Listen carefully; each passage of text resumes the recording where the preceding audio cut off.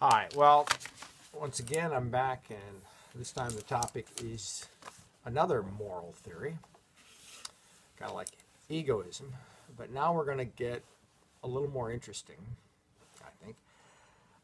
This theory is utilitarianism, and I always like to start with an example that comes from a colleague of mine, Dennis Collins, who's at a small school in Madison, Wisconsin, Edgewood College, and he asks his class to share real ethical dilemmas that they've faced. And if you take a look at the PowerPoint slides that I have on Blackboard, you'll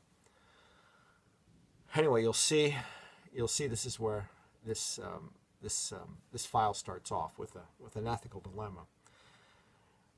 And I'll go ahead and read it very quickly. You work at a furniture store. The previous 2 months you've been below sales quota, mostly because of a recession. And if you fail to meet quota this month, you will be fired. A pediatrician comes walking into your office and wants to buy 30 chairs. And this sale will put you over quota with just 2 days left to go in the month. Now, she happens to select the cheapest chair in the store.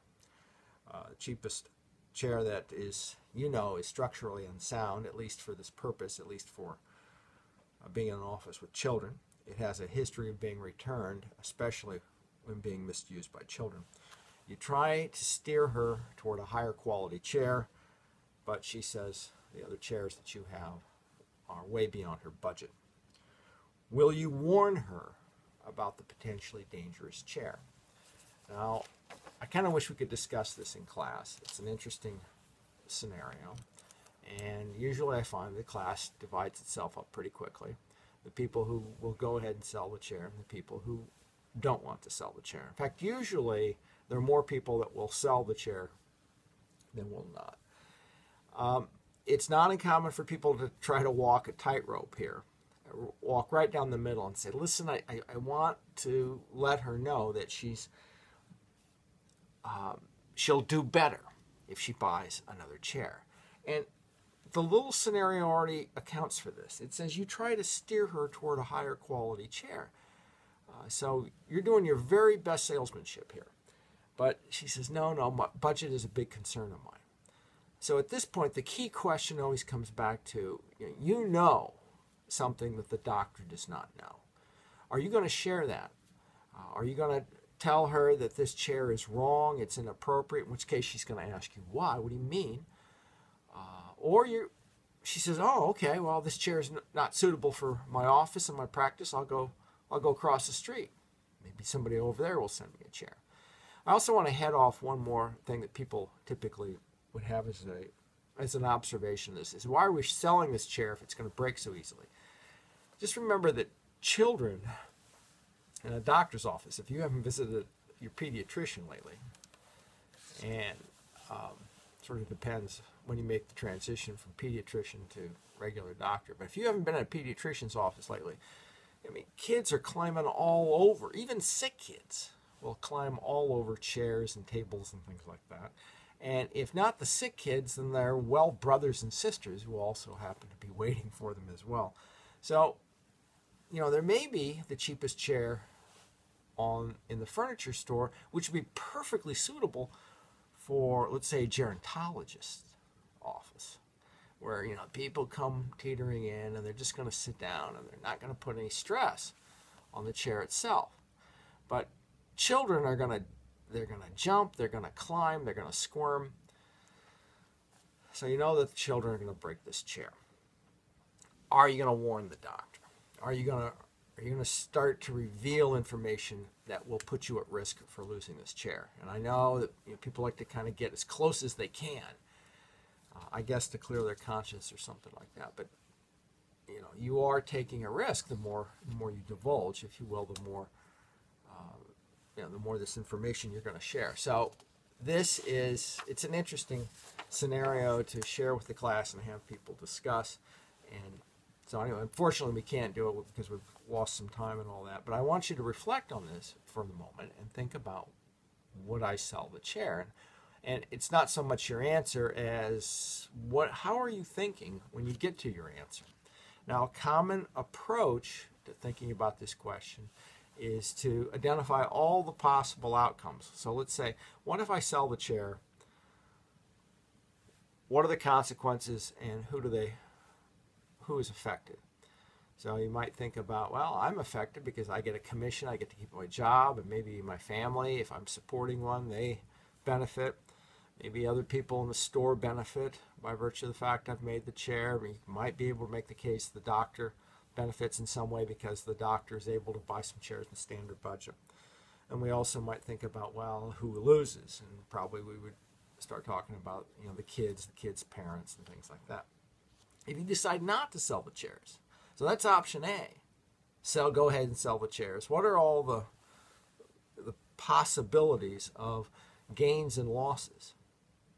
And if you were to kind of look at that bucket of gains and losses, what would that look like? And then over the other major alternative, which is, what if you don't sell the chairs? What if you warn the doctor, I don't think you should buy these chairs. They're going to be dangerous. They're going to break. The kids are going to get hurt. Who benefits? Arguably, you might say the doctor would benefit. I won't go down all the possible paths here. The patients might benefit.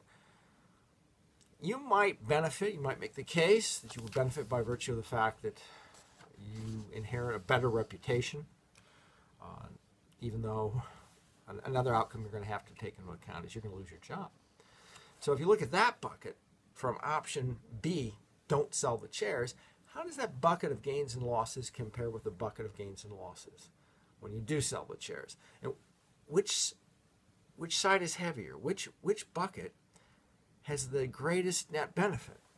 And this is real simple, but this is a basic way of examining utilitarianism. I've got a slide in here. I've learned a lot as we start going through some more ethics theories. I've learned a lot from a professor at Harvard named Michael Sandel. I've put some information about his website.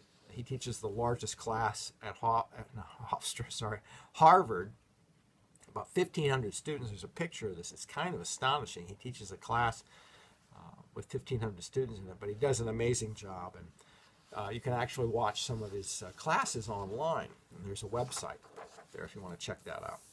So this leads us up to utilitarianism. And the root, it's kind of a big, ugly, clunky word, but its root word is utility. And you might have talked about utility when you took an economics course. So you remember utility, I kind of remember in microeconomics, I think it is, where we used to talk about examples of beer and pizza.